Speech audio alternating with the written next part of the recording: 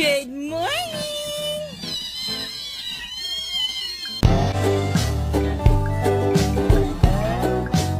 The most dangerous animal on this planet.